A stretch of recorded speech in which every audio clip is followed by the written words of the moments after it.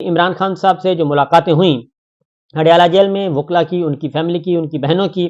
تو عمران خان صاحب بضد ہیں اور اپنے موقف پہ ڈٹے ہوئے ہیں کہ وہ الیکشن کا بائیکاٹ نہیں کریں گے اور وہ ہر صورت میں الیکشن چاہتے ہیں۔ پاکستان پیپلز پارٹی بھی ہر صورت میں الیکشن چاہتی ہے۔ مسلم لیگ نواز ابھی تک ڈاواڈول ہے، وہ نہ ادھر نہ ادھر۔ پاکستان مسلم لیگ نواز، کیونکہ ان انتخابات میں اب تک کے اعداد و شمار، اب تک کے ڈیٹا کے مطابق، اب تک کے سرویز کے مطابق، یہ سرویز میں وہ نہیں کہہ رہا کہ پرائیویٹلی، بلکہ وہ سرویز جو آئی ایس آئی نے کیے، جو ایم آئی نے کیے، جو انٹیلیجنس بیورو نے کیے، جو اسپیشل برانچ نے کیے، جو پولیس کی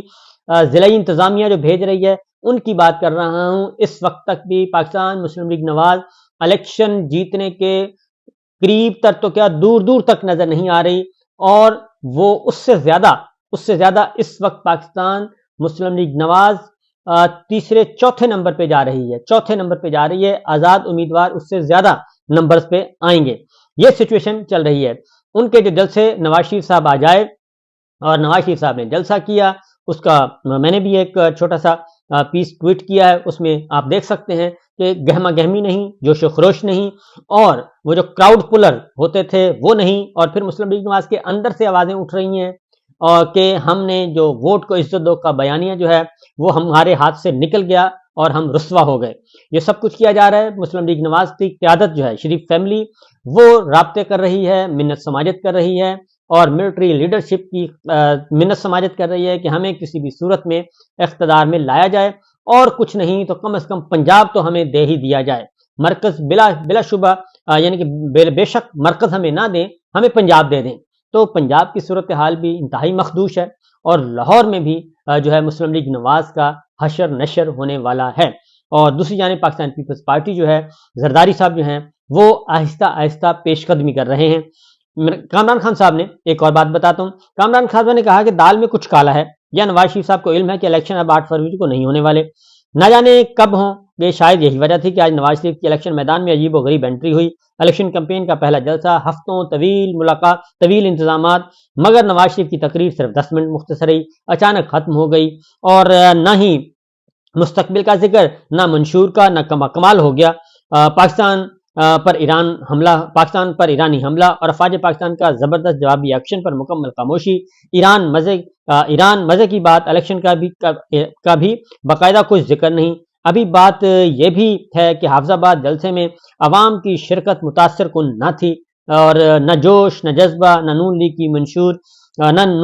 لیگی منشور بھی نہ جانے کہاں کھو گیا۔ اس جلسے میں 10 منٹ کی تقریر میں منشور کا کوئی ذکر نہیں۔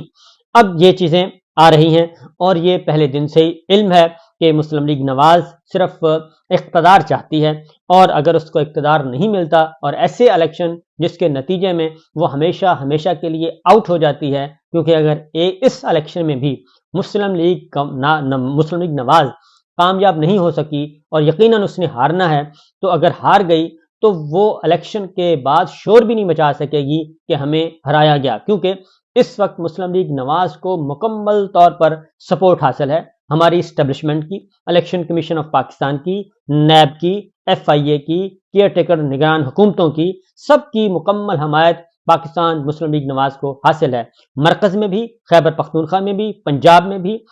یہ جو بڑا صوبہ، ان سب میں پیپلز پارٹی سندھ میں موجود ہے، بلوچستان میں مخلوط ہے، وہاں پہ سیکورٹی سچویشن ہے، وہاں پہ آپ کو پتہ ہے کہ کون کنٹرول کرتا ہے الیکشن کو اور کس طریقے سے ہونے ہوتے ہیں۔